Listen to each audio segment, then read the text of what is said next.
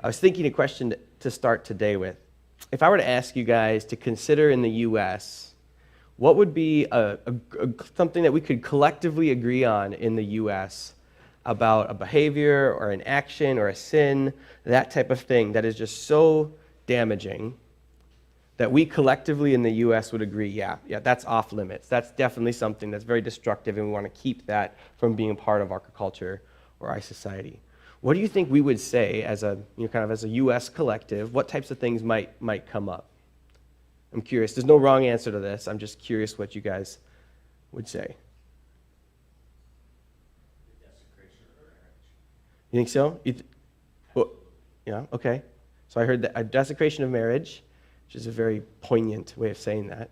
And then what was that in the back? Murder. Yeah. Now, I don't know about desecration of marriage. You're messing with my points, John.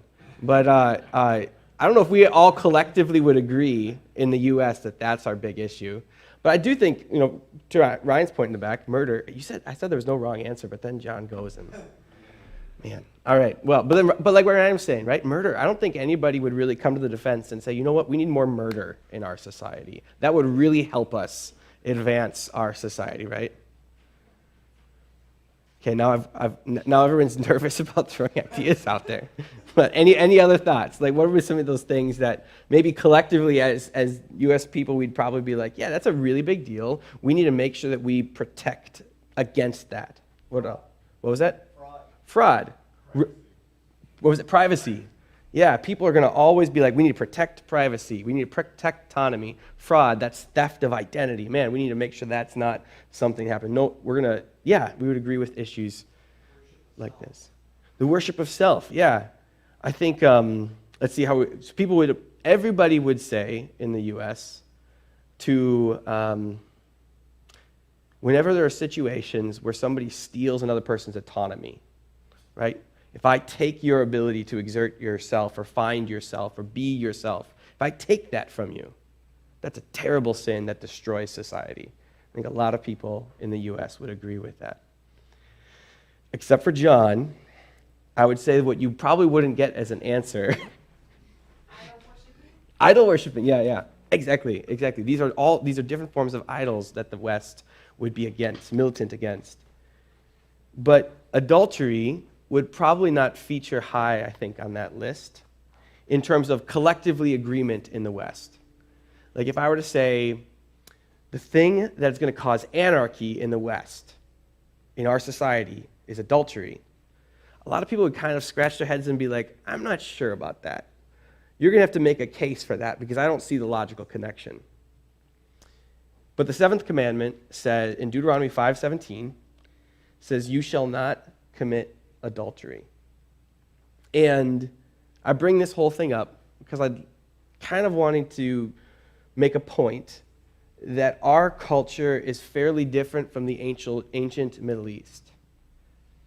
See, if I were to give this talk or to share this point, you shall not commit adultery, and then we just kind of took a random sampling of our neighborhood or something like that, I think one of the questions that we'd ask or that our neighborhood would be asking would be like, why does God care? Why does God care about marriage? Why does God care about who I have an intimate relationship with? Who is this hurting? And for that matter, why does marriage matter? Why would God feature that in his 10 commandments? And I think that these are the types of questions that make sense in the West, that make sense that we ask in the U.S., and that the church has to figure out answers to as it tries to engage and hold on to something like, you shall not commit adultery. But for the ancient Middle East, which is the world that this exists in, that this commandment was given in, people would not be kind of processing through their heads, why does God care about this? They would have all been sort of nodding along, being like, oh, I'm glad that was listed because I was worried that he might miss that. That is a big deal. So, Code of Hammurabi is this Sumerian text, not Christian, not Judaistic, nothing like that. It's this Sumerian text, different Middle Eastern culture from way back when. It's one of the first law codes, major law codes that we have access to. And it features adultery as a serious significant, great sin to be legislated against, and it says men should die if they commit adultery, women should die if they commit adultery.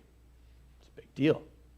That's, if you will, the origins of the Israelite people. Abraham came from that space. Then there's a story about Abraham traveling through the Middle East, and he's runs up against this space where the king of the area, who's very powerful, he has to travel through, and so he's kind of nervous about traveling through this space, and so he turns to his wife and says, "Don't say you're my wife because they might kill me to get you." So she, that's quite the compliment to pay your wife, like that does mine. Anyhow, and so he's like, "Don't say you're my wife, like, because you're too pretty, and they might take you from me. Say you're my sister." So she says that's what they run with, that. And the king, to Abraham's credit, he wasn't really making it up. She actually does get taken because of her beauty, right? But then God brings a judgment against that king and then reveals to that king what's happened, that he's committing adultery, he's taking another man's wife, and it's the king who's like, "This is terrible. How dare you put me in a position where I accidentally committed adultery?" And the society is actually more holy than even Abraham is. And it's a weird dynamic. Or you take Egypt, ancient Egypt. They really cared about this too. In their Book of the Dead, it's listed as one of the sins that you have to be able to go to their afterlife judgment and be able to say, "I never did this. I promise you, I never committed adultery." This is a different world. It's a different space and time. Adultery was associated with anarchy. Adultery was considered a great evil and a great sin. Real specifically, when we talk about adultery, we're talking about having sex with another married person. And God says it's a big deal too. What I want us to be able to do today is to look at the text that God gives as he speaks into this and ask the question, what is he saying? What is he talking about? How does he prosecute this? How does he apply this? How does he encourage people to live faithfully within marriage? And why does he say it? So what does he say? Why does he say this into this culture, into this moment, into his people?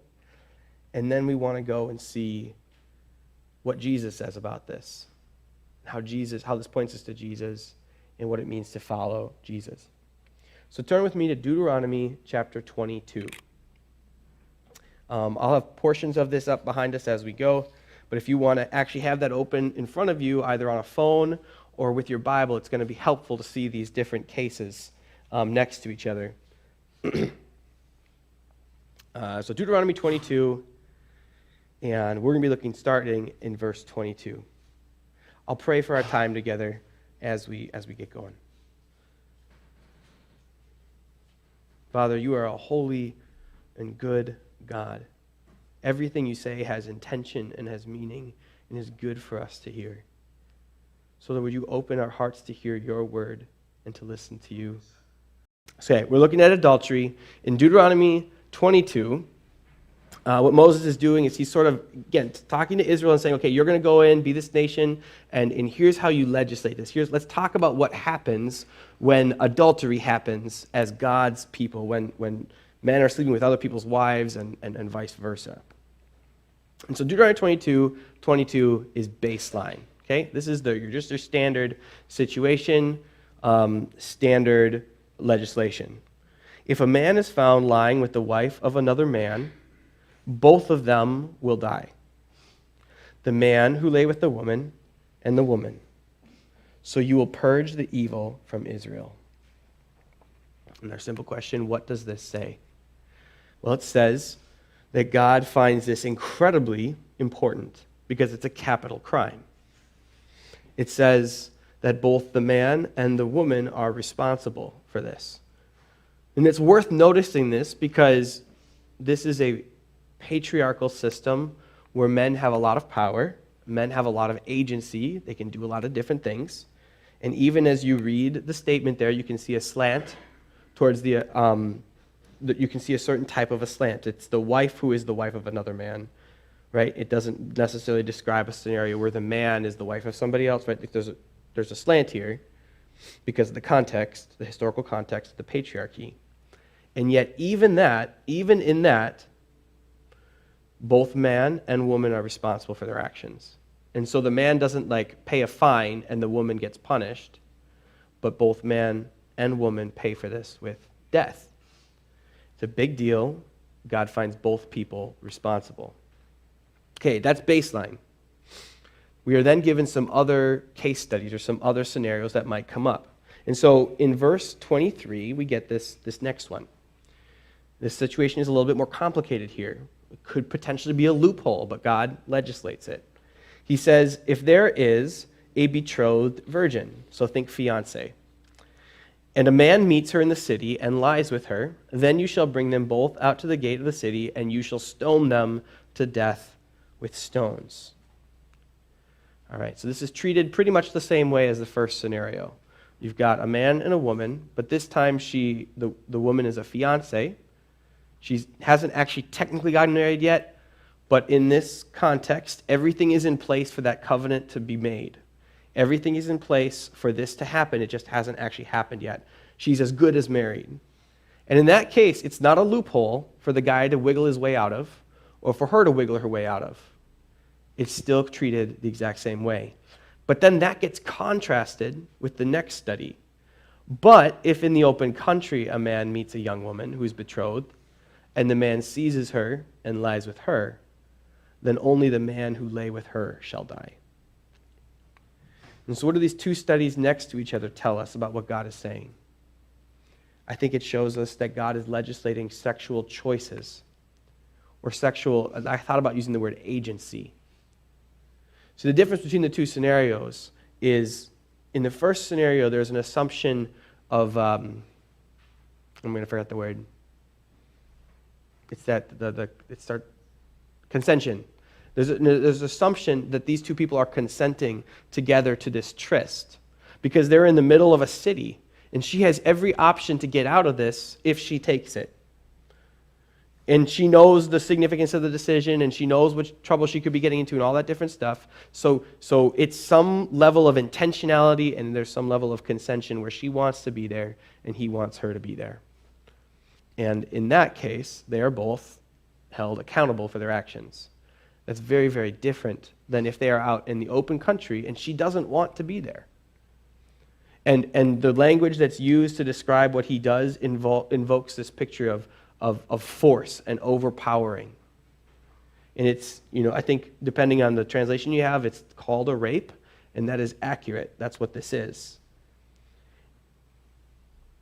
And I got to say, in the modern world, we like to look backward at former systems like patriarchies and stuff like that and criticize it and be like, look at all the issues that they caused. And some of that's warranted. In today, the major ethic of our sexuality in the West is there has to be consensual. I can't talk. It has to be consensual. It has to be consensual. That is essentially the one and only ethic for our sexuality in the West.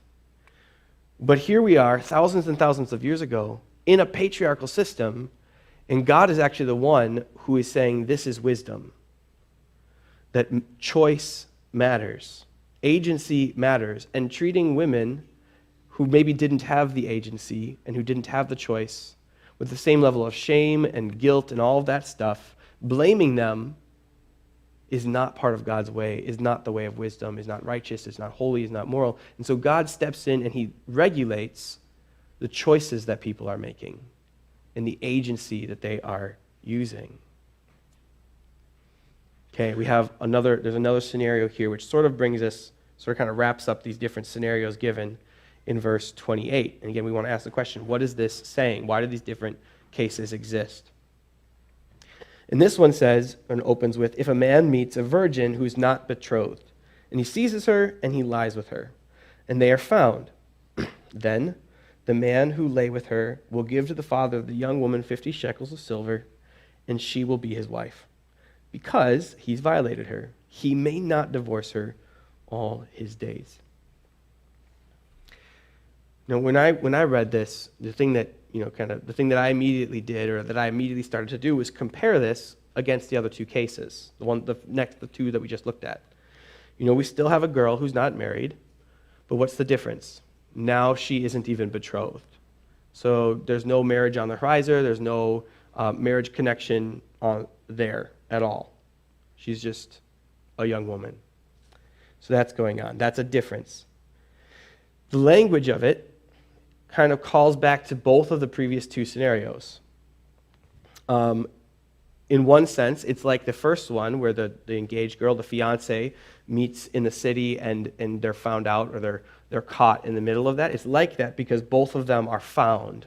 Both of them, they're not in a desolate place, but they're in a populated space. They're in a city of some sort, right? So it's kind of like the first scenario. However, it's also kind of like the second scenario. And in the second scenario, the language that's used is he takes her and he lies with her. He seizes her. He strongholds her, right? But I think that got translated a little iffy. And normally I don't like to challenge a translation because I'm not the scholar. They are. But so like in the English Standard Version, they use the word seizes for both of these verbs. The man seizes her, and then again, he seizes her in the second scenario. But they're actually two different Hebrew words. For sure, they're synonyms, but the first one has everything to do with strong and strength and overpowerment, and the second one is more vague. The second one is more like take. It could mean all sorts of different things. You could use it, I'm not going to go into it more than that. But there's context clues in the second, this last scenario here, that show us that there might be a little bit, it's more maybe along the lines of a seduction, where she still wants to be there, even though he's initiated this. Because the two of them are found out, not just one of them. It's not as though he's caught in his sin, and that's already been explained, right? Like there are scenarios where it's his fault, and we shouldn't blame her at all. That's been said. But now at the end here, both of them are caught. Both of them are found. So there's some context clues that could build granted, like it's a debatable case, but could grant a debatable case that this is, again, a little bit more of like, she wants to be there, he wants her there, but they are not going about this the right way. They are not betrothed. They are not married. And so there's a fine. He has to pay 50 shekels of silver for essentially to have her as his wife, or to pay off of the sin or the violation.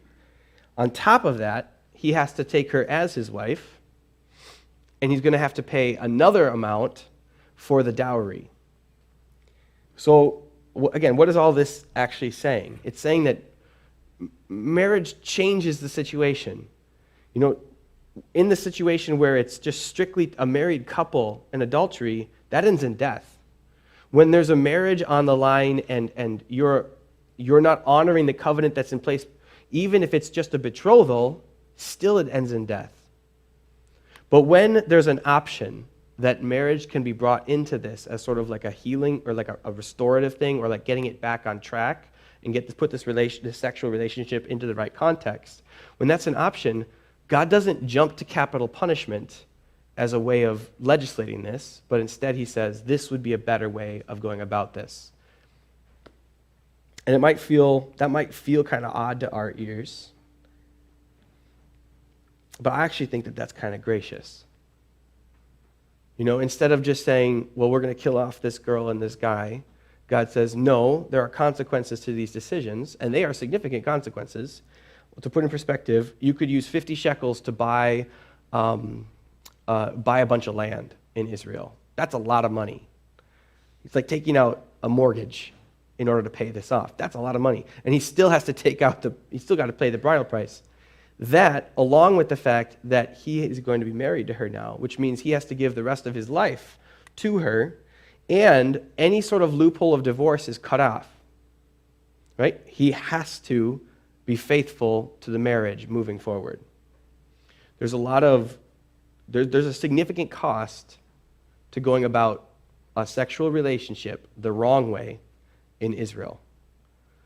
All of this is coming together to protect marriage and to say, my people will have marriage, and it is important, and they will not try to bend the rules or break the rules or commit adultery.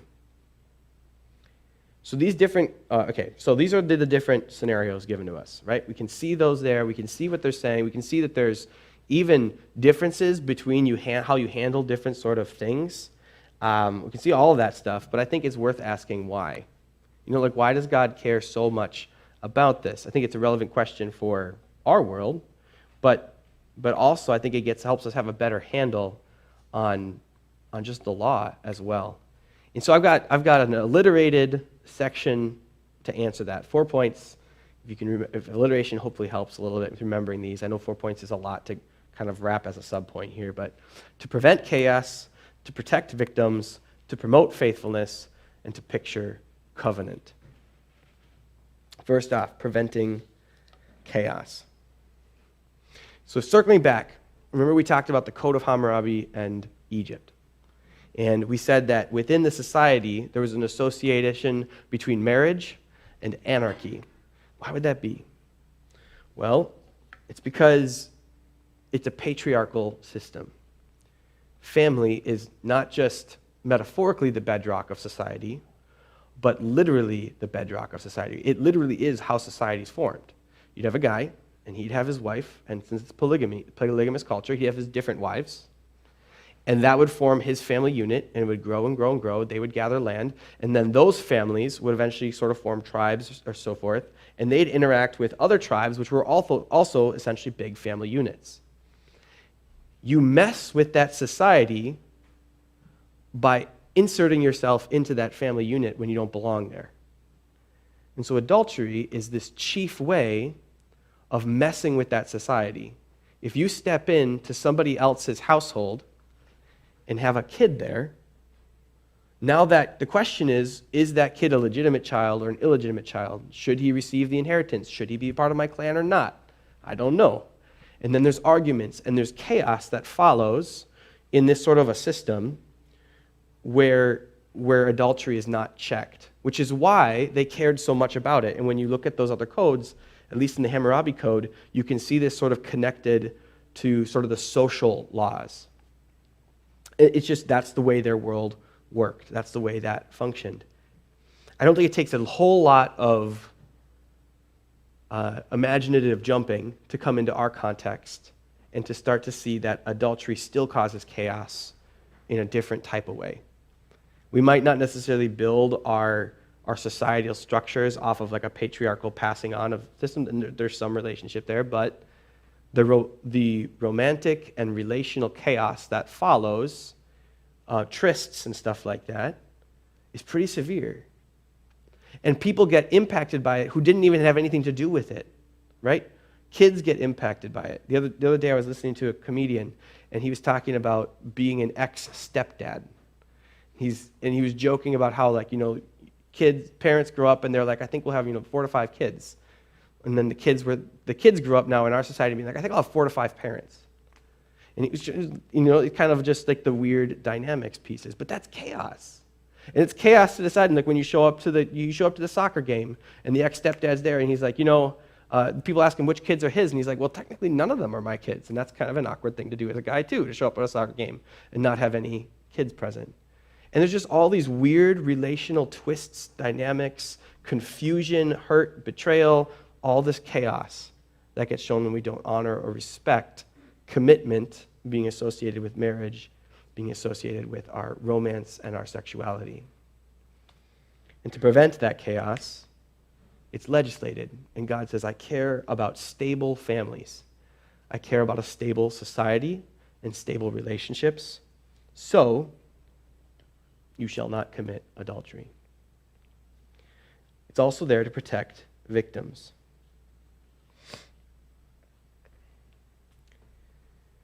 So, I think that there's a uniqueness in the way that Moses goes about bringing this up, the way that God gives these laws to ancient Israel when you compare them to, say, the Code of Hammurabi. The Code of Hammurabi is also there to protect victims. It just typically construes the victim, not in every scenario, but generally, the victim is the forsaken husband, the betrayed husband, right? And he has rights. And when those rights are betrayed, he's protected. You see a little bit of that within Deuteronomy 22. You certainly see that in Deuteronomy 22, but I don't think that's the emphasis of Deuteronomy 22. The very last case study that we looked at ends with the man is responsible to marry the virgin or the young girl, and he can never divorce her. That is stealing loads of his power and agency in that society. He is losing a lot of control over his life. And God is protecting her, making sure that she has stability, making sure that she is not set to the side, making sure that her future is not lost to be stuck and forgotten in a patriarchal system. He steps in, takes power away from the person who naturally has it, and shares it with the victim. That's the end of this scenario. That's the end story. It's also the first story in the set. In Deuteronomy 22, verse 13, is where this whole thing kicks off. And in that, the scenario presented, and I'm not going to go through it for the sake of time, just summarize it real quick, but it's a slanderous husband, a jealous husband, a husband who has no grounds for reasoning why he can't trust his wife, but he thinks maybe he can't trust his wife. Patriarchal system, he would have a lot of power to do something with that suspicion. And so his wife is protected. And at the end of it, if he is proven to be slanderous, if his accusations are groundless, it ends the exact same way as the last story, where he must take her back as his wife. This time he has to pay 100 shekels, so he has to take out 2 mortgages to pay for her. Back to tell her husband, I'm sorry, and to tell their family, I've defamed your honor, and to tell her, he can't just give it to her because then it would go back into his own money. So he has to pay twice as much, and he can never divorce her for the rest of his life. She's set up a stable, and she's protected. I think when you read Deuteronomy 22, the person who is protected more often than anybody else are the young women of Israel. And that is the heart of God, to protect the victims, and seeing the victims as the people who don't have agency and who get oppressed, and who a society regularly and repeatedly looks for ways to get stuff from them and to take advantage of them and hurt them, but doesn't necessarily come to defend them very quickly. God is the one who takes up their cause and becomes their defender. And that's why these laws are in Israel, to protect the victims. The third thing is to promote faithfulness. In all of this, there's the obvious antithesis. There's the obvious, if I'm not supposed to commit adultery, what am I supposed to do? And it's be faithful to your spouse. In Malachi, all the way over to the opposite side of the Old Testament, in Malachi, reflecting back on the way his people have lived and have tried to listen to this law, it says this: "The Lord was witness between you and the wife of your youth, to whom you have been faithless. Though she's your companion and your wife by covenant, didn't he make them one with a portion of the Spirit in their union? And what was the one God seeking? Godly offspring. So guard yourselves in your spirit, and let none of you be faithless to the wife of your youth." And I think it's just made explicit there that what God is going after in this commandment is not just sort of discontented men and women stuck in relationships and annoyed by that, because that's the way the society works. No, he's looking to cultivate and say, don't be discontent and looking elsewhere, but instead be content with each other and be faithful to each other. And instead of using these sort of, letting your passions sort of run and lead you into any which relationship, take your love and your passion and your intimacy and bring that over and over and over and over again to your spouse. Be faithful. Learn self-control. Love doesn't look like the whimsical rom-com for your whole life. It looks like a growing companionship, and it looks like a growing commitment, and it looks like hard work, and it looks like enjoyment in the autumn of our lives as we've built a life with this person. And I think God is cultivating that in this call to faithfulness.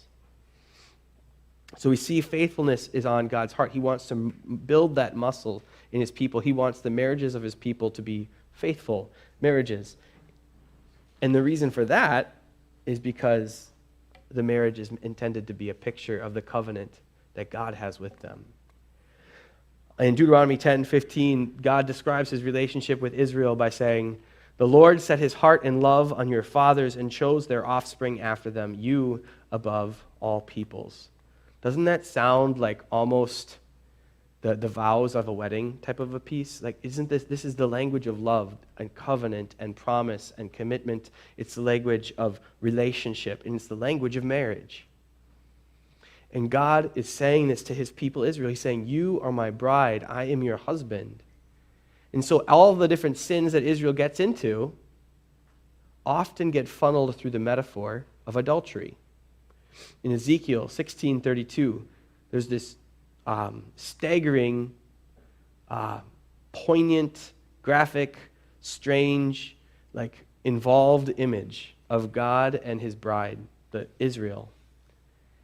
And in the middle of it, the description of adulterous wife who receives strangers instead of her husband is the wounded God speaking to his faithless bride. And there's so many different ways that this plays itself out. But what God is teaching us in the middle of this call, do not commit adultery, is yes, in your relationships with each other, don't commit adultery. But that is intended always to be a picture of the way that I want to relate with you. And if I want you to be faithful to your spouses, it is because I want to have a faithful, loving, committed, long-term relationship with you that leads to life and godly children and the next generation and the goodness of you living with me and dwelling with me. So why does God care about adultery?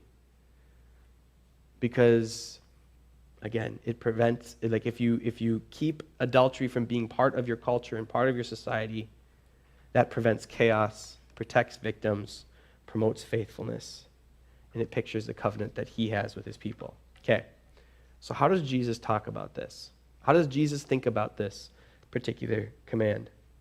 Well, in Matthew 5, again, Jesus is sort of teaching here, and he comes to adultery. He says, you've heard it said, don't commit adultery, but here's what Jesus says. Jesus says, I say to you that everyone who looks at a woman with lustful intent has already committed adultery with her in his heart. So like we saw last week, the heart of the issue is always something more internal. It's something more palpable, something that we would tolerate more often. Adultery might be something that even today people kind of find as a little bit disgusting. You know, you made a promise to the person and you're cheating on them. It's not right. But lust is sort of celebrated. There still might be some ways that we kind of keep that private and shame. But I think on a whole, we're trying to work to undo even that shameful impetus. And this internal thing of this sense of I can be discontent with what I have, and I can look around at the different options available to me, and I can imagine how much better my life would be with that person. That's what Jesus says is at the heart of this adulterous prohibition.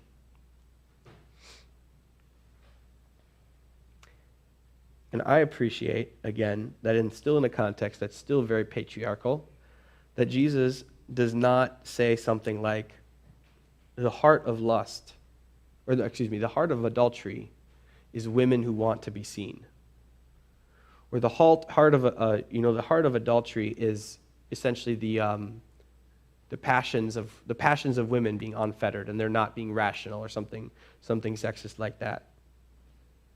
Those things would have landed and resounded with his audience. But Jesus actually flips it around and he says, no, the heart of the problem is men who don't have self-control. The heart of the problem, if I can broaden it then, is people who blame their problems on their circumstances. Guys being like, I'm stuck in this bad relationship with this person who never wants to be with me and we never get to have intimacy. Wouldn't it be so much better, that guy, that girl over there? I bet I would feel so much more alive and more of a man if I had access to her, right? That discontentment with the situation and then blaming my problems on the situation external to me rather than taking ownership for the stuff going on inside of me, that is what Jesus points to as being the problem at the heart of adultery. And in doing that, what happens is unfaithfulness. We become unfaithful to our spouses when we start imagining these things and giving life to them on whatever level that is internally and then eventually externally. We become unfaithful. But I think that you can also see a twist in this and some wordplay here where we also start pointing fingers at God, declaring him unfaithful to us. Because we're saying, the lot you've given me, whether that be singleness, whether that be marriage, whether that be marriage with somebody who really dislikes me, or whether that be, something else altogether, your financial situation. We're turning to God and saying, you gave me the wrong hand. You didn't give me what I needed and what I want in order to be happy, in order to have a full life. And so I have to sit here pining after that over there. It's the best I can do. Because you were not faithful to me, God. And at the heart of this, I think, is this weird dynamic where we're actually calling God unfaithful to us. And we become unfaithful ourselves. And this is how Jesus talks about it. He says, take ownership for your own stuff.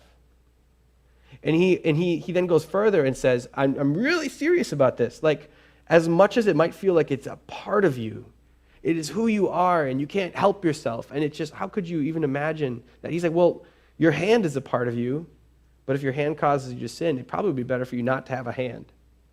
And Jesus' point isn't go around cutting off hands. Jesus' point is, it doesn't matter how integral it feels to who you are. It's wrong to let this discontent fester and live inside of you and build an unfaithful inner life and build an unfaithful external life. It will lead to judgment.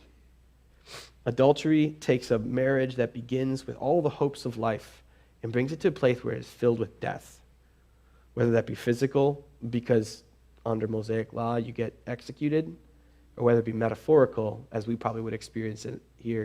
And there's a bunch of death in our relationship and a bunch of death and chaos in the way we relate to others.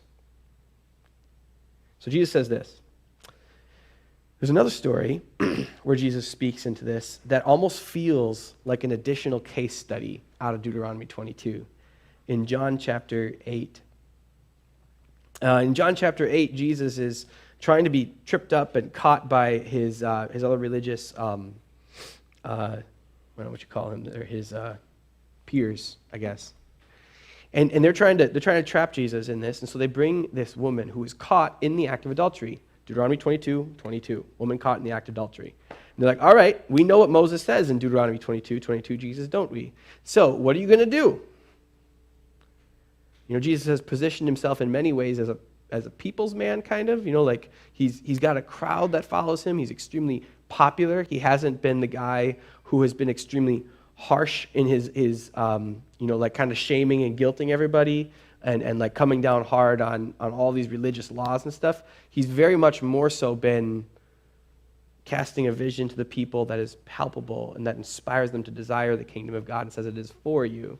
But then now the question is, when it comes down to it, Jesus, are you willing to follow through and bring death where death is deserved?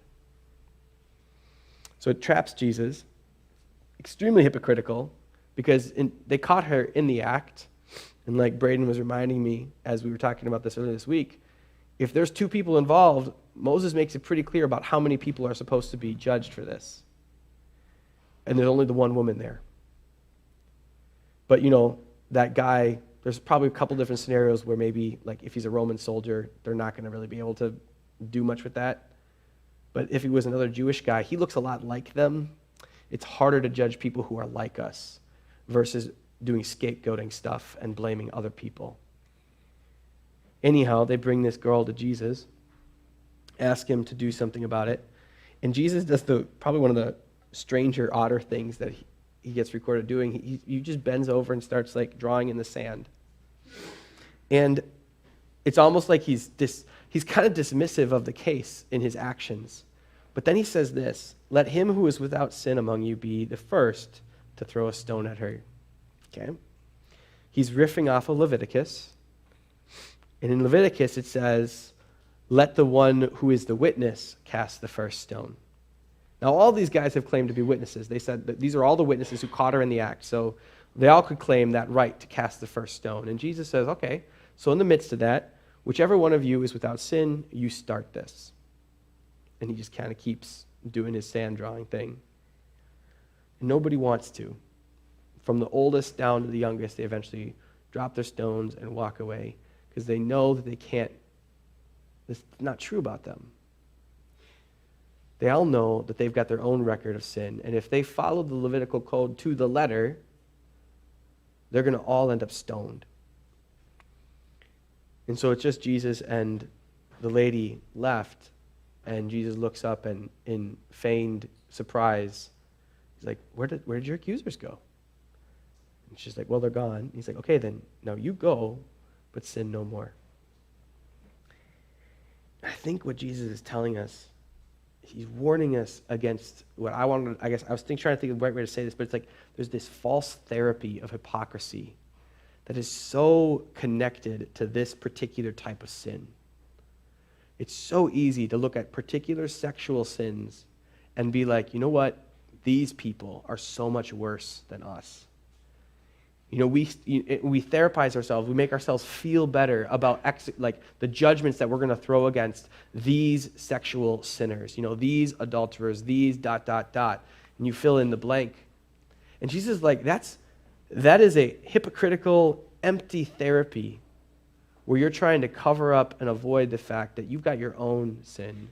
You've got your own guilt that you need to see and own.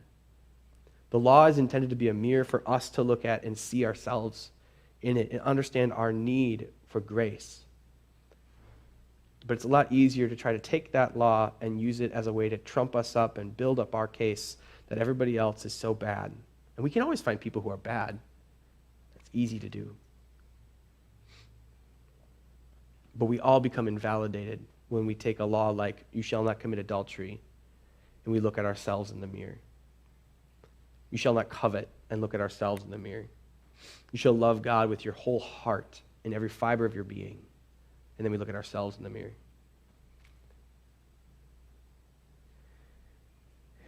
And in the end, the question I think kind of gets turned on its head. It's not so much what does Jesus say about this, but what does this say about Jesus? And when Paul reflects on that, he says, you know, a man will leave his father and mother and hold fast to his wife, and the two will become one flesh. And it's a profound mystery. And I'm saying that it refers to Christ and the church. And so just like looking at the Old Testament covenant and how that was really like all the marriage covenants in the past were pictures for Israel of understanding their relationship with Yahweh, we now step into that same reality where like all of these marriage discussion and pictures and all of that is a picture for us of Christ and us, Christ and his church. And so I was thinking about these two phrases, a covenant of life and an unbreakable union. And I was thinking about like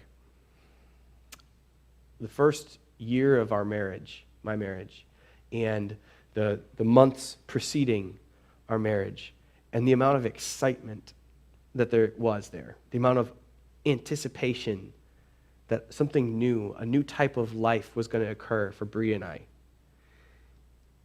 And all the excitement of the life, of the companionship that would come.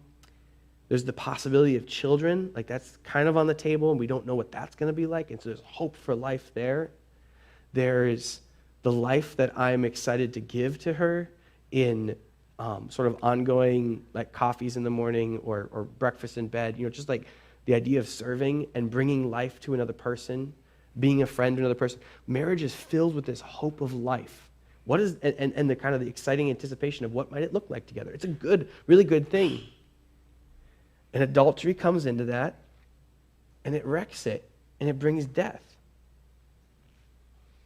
And even if adultery doesn't come into it, and even if you live a long life together and you're in the autumn years and you're starting to realize that the covenant of marriage is coming to an end, and it ends in death for all of us, or even the long 50-year marriage eventually ends in death.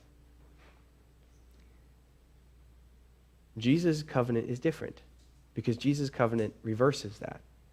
And it takes the adulterous people in the midst of that death, and Jesus dies with them on the cross. And the opening picture of marriage is Adam having his side cut open and a bone being taken out and Eve being created. And he has a bride who he enjoys. And he says, I'm united to you. You are part of me. And at the cross, you see Jesus with his side being ripped open, blood coming out. And from that moment, the church is created. His bride is created. And she is beautiful and holy, and she is us. She is we. And from this point forward, death has no power over this covenant. Death can't hold Jesus down, and death will never hold his church down. We'll go into an eternity with a Savior, and there's no fear that it's going to end in his faithlessness to us or our faithlessness to him, because that's already been resolved. But he will be the forever faithful husband, and we will dwell with him and live with him in his home, and he's going to share it with us. It is a covenant of life in a way that marriage can only point to and can only be a picture of and only a taste of. And it's something that is available to all of us, right? So this is worth seeing too. You don't have to be married in order to be a part of the reality. The reality behind marriage is this intimacy with God. Marriage is a pointer to that. It's a window to that. Single people, you get to be a part of the reality of that intimacy, the reality of the companionship and the friendship of being a part of his bride. A part of And so it's an unbreakable union. I hope you can see that as we kind of already talked about that a little bit, but that it's not something that we have to be afraid about being interrupted with faithlessness or coming to an end because we've outlived it. Jesus has conquered death, and his love for us is unbreakable. So what do we do with that? I think the first response when we think about you shall not commit adultery, that we have to see as the church, is that we are called to faithfully love Jesus. And I know that it's a real commandment about persons and relationships and the marriage covenant, that's the physical piece of it. I think that this is just so much bigger than that, and that this blows past that. And I'm not going to say that it doesn't matter what we do with our marriages. It certainly does. I just think that this is the reality underneath it all. That we have been wooed by Jesus and called his bride. I remember talking with William Reed once about kind of not always enjoying songs where I'm singing about being the bride of Jesus, because I'm a guy and I don't like to be feminine. And William, you know what William said? He said, Peter, I think you need to get over yourself. I think he's right. We are the bride of Christ. We don't need to be macho, whatever that is. That's the wrong way to relate with Jesus. That doesn't mean we don't be men and women. It doesn't mean that your femininity is like flatlined. But we learn about relating to Jesus when we look at the marriage relationship and we think about the wife's role. I know that's a big statement, but we are to faithfully love our husband, Jesus. And he always faithfully loves us. Second thing that we walk out of this with, I think, is this call to cultivate contentment. Adultery is bred from discontentment. It's bred from wanting a different circumstance, a different person. And you don't have to be married to have that problem where you blame your circumstances for your stuff and you're like, happiness is on the other hill, right? And you can hurt people through that discontentment the same as married people hurt each other through that discontentment. And so the call to us, Jesus looking at the heart, says cultivate contentment, cultivate faithfulness. And so here's the illustration because I thought it was fun this morning. I drive a Toyota Camry. I like cars, and I have a Toyota Camry. They are the most standard possible idea of a car. They are transportation for transportation's sake. You can't tow much with it. You can't drive very fast with it. Nobody really gives you a second look in it. It's just a car. Now, I like cars. And so sometimes I find myself flipping through images of cars online where I'm like, ooh, Mustangs are fun. You know, the Sandman's driving a Mustang. That's pretty cool. And then I'm like going through and I'm looking at these different vehicles. Or I'm like, sometimes, normally it's fast cars. I want a fast car. But like sometimes I'm like, man, it'd be really cool to have a truck. Oh, look at trucks now, right? And I start thinking about all these things that my car isn't. And I can get very discontent. And it's the same process. It's the same thing. And so I can do a couple things. I can cultivate contentment by building a big barrier and saying, nope, those aren't mine. I don't need that. I really don't need that. This is what I have. This is all I need. I can build a good barrier around myself in that way, and there's value to that. But there's another thing I can do, and I can start to enjoy the dynamics of my car that are really valuable. Camrys are made by a company that values precision and longevity in the way that they build. My Toyota is going to outlast a Ford. My Toyota is going to outlast you list the car, because that's what Toyotas are like. My car is a hybrid, and I get good gas mileage with it, so I don't have to pay as much because I have good gas mileage. And I can start going through the things that help me appreciate my vehicle and my situation. And I can do the work inside to change the way that I see my situation and I can look for the best in it. It doesn't take a lot of imagination now to turn this into the adultery conversation, right? Like, we can build walls around our marriages and say, no, I don't need the things outside of this wall. Yes, and good. But the real call is to cultivate enjoyment with the situation you've been given, with the spouse you've been given, with the person that you've entered into a marriage relationship with. And for singles, the call to you is to cultivate enjoyment for what God has given you in this moment. And it is a good thing, not just a placeholder. There is wonder to being single, and there are friendships that you get to invest in that are good things for you here. And the antidote to this discontent, lustful way of living is learning to see God as the faithful God who has given you the good things that you have. So cultivate contentment in whatever space you're in your life. And here's the last one. We need to see and prioritize victims. That is how God navigates this conversation in Deuteronomy 22. And I probably should apologize, because as I've talked about this, I'll bet there were moments where I was not sensitive and where I wasn't easy to listen to. And I came at it from a certain perspective and a certain angle.